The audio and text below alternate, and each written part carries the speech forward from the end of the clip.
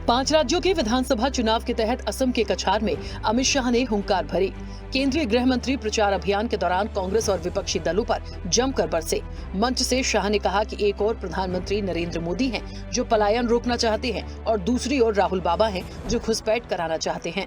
मोदी सरकार घुसपैठियों के नाम वोटर लिस्ट से कटवा रही है, लेकिन इससे ममता दीदी और राहुल बाबा के पेट में दर्द हो रहा है। देश से एक एक घुसपैठियों को चुन चुन कर बीजेपी निकाल देगी। राहुल गांधी के पेट का पानी नहीं, उनको तो उसमें वोट बैंक दिखाई पड़े। प्रचार अभियान के तहत केरल के वायनाड में प्रियंका गांधी की जनसभा हुई। कांग्रेस नेता और स्थानीय सांसद प्रियंका गांधी ने प्रदेश सरकार पर जमकर हमला बोला। कांग्रेस सांसद ने कहा कि आज केरल की ट्रेजेडी ये है कि 10 साल से आपके पास एक ऐसी सरकार है जिसे सच में आपकी परवाह नहीं है। केरल कर्ज के बोझ तले दबा हुआ है। देश के रिसोर्स अडानी जैसी बड़ी कंपनियों को दिए जा रहे हैं।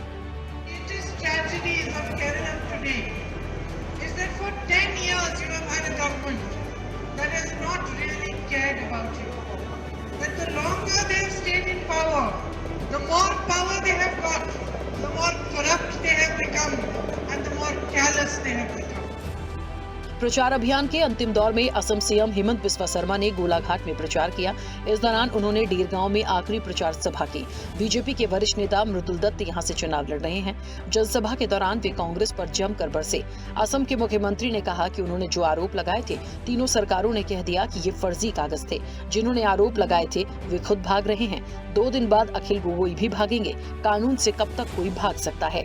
अभी तो जो लाया था एलिगेशन वही भाग रहा है। 2 दिन का बाद अखिल गोगोई भी भागेगा। असम के मुख्यमंत्री ने जोरहाट में भी प्रचार सभा की। इस दौरान उन्होंने कांग्रेस के राष्ट्रीय अध्यक्ष मल्लिकार्जुन खड़गे पर निशाना साधा। सीएम हेमंत बिस्वा शर्मा ने कहा कि आरोप लगाने से पहले उन्हें विदेश मंत्री से पूछना चाहिए था।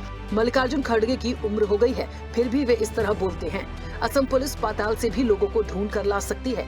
सीएम के मुताबिक उन्हें राहुल गांधी ने डॉक्यूमेंट्स दिए हैं, इसलिए अब ये केस राहुल गांधी तक जाएगा।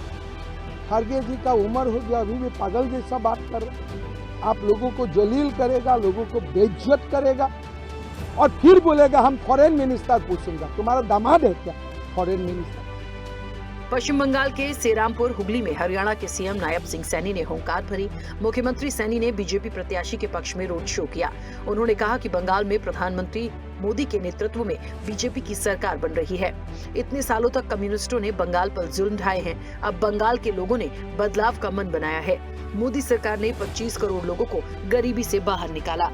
मोदी जी के नेतृत्व में देश में गरीबी रेखा से बाहर लोगों का जिनका विकास किया गया है, 25 करोड़ से ज्यादा लोगों को गरीबी रेखा से बाहर निकालने का काम किया है। पश्चिम बंगाल के श्रीरामपुर में बीजेपी प्रत्याशी ने नामांकन दाखिल किया। बीजेपी उम्मीदवार भास्कर भट्टाचार्य के साथ हरियाणा के मुख्यमंत्री नायब सिंह सैनी भी मौजूद रहे। उनके अलावा कई बीजेपी पदाधिकारी और नेता भी साथ रहे। चुनाव प्रचार अभियान के तहत बीजेपी सांसद बांसुरी स्वराज बंगाल के नादिया दौरे पर रहीं। उन्होंने प्रचार के दौरान ममता बनर्जी पर जमकर निशाना साधा। बांसुरी स्वराज ने कहा कि प्रधानमंत्री मोदी के अथक प्रयासों से पूरा देश विकसित भारत के संकल्प को सिद्धि तक ले जा रहा है, लेकिन अपनी तुष्टीकरण की राजनीति को बचाने के लिए ममता बनर्जी ने राज्य को असुरक्षित और अराजकता में डाल दिया है। बंगाल का मतदाता परिवर्तन के लिए तैयार है। आदरणीय प्रधानमंत्री श्री नरेंद्र मोदी विजन और अथक प्रयासों के कारण पूरा भारत विकसित भारत के संकल्प को सिद्धि तक लेकर जा रहा है। ऐसे ही वीडियोस के लिए लाइक करें, शेयर करें, फॉलो करें। YouTube पर जाकर सब्सक्राइब कर बेल आइकन दबाना ना भूलें और ताजा अपडेट्स के लिए swedeshlive.com पर जरूर जाएं।